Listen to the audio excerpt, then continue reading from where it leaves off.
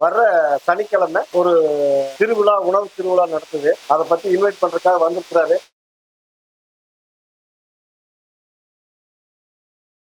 வணக்கம்ங்க, என் பேர் சுந்தரராஜ், புன்சை புளியம்பட்டியிலிருந்து பேசுறேங்க. தர்ணி ஹெர்பல்ஸ் அப்படின்ட்டு ஒரு 330 ஐட்டம் தயாரிக்கிற ஒரு நிறுவனத்தை நான் ரன் பண்ணிட்டு இருக்கிறேங்க. கொங்கு மண்டலத்தில் நடக்கும் விதைகள் மற்றும் உணவு திருவிழா நம்ம ராமாயால் திருமண மண்டபம் கோபிசெட்டிபாளையத்தில் நடக்குதுங்க. வர்ற சனிக்கிழமை.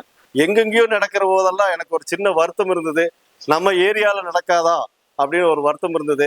பட் தமிழக விவசாயிகள் பாதுகாப்பு சங்கம் மற்றும் இயற்கை விவசாய கூட்டமைப்பு இது ஏற்பாடு பண்ணிக்கிறது. எனக்கு ஒரு மிகுந்த மகிழ்ச்சி. இது நுகர்வோருக்குள்ள மத்தியில் மிகப்பெரிய ஒரு விழிப்புணர்வா அமையும்னு நான் நம்புறேங்க. இதனுடைய ஏற்பாட்டாளர்களுக்கு மாபெரும் நன்றி. இது எந்த ஒரு வணிக நோக்கமும் இல்லாம நம்மளை மாதிரி நுகர்வோர்களுக்காக ஏற்படுத்தப்பட்ட ஒரு உணவு திருவிழாங்க. இதுல மிகப்பெரிய பர்சனாலிட்டிஸ் எல்லாம் வர்றாங்க.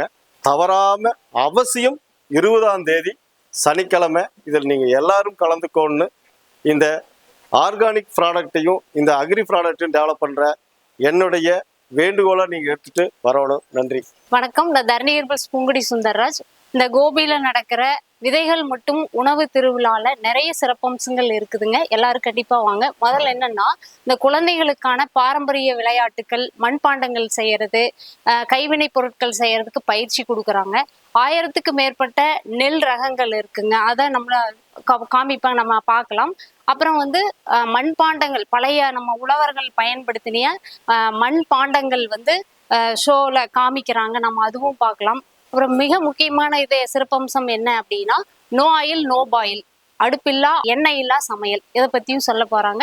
எல்லாரும் நம்ம வந்து கலந்துக்கணும், நம்ம பாரம்பரியத்தை மீட்டெடுக்கணும். நன்றி, வணக்கம்.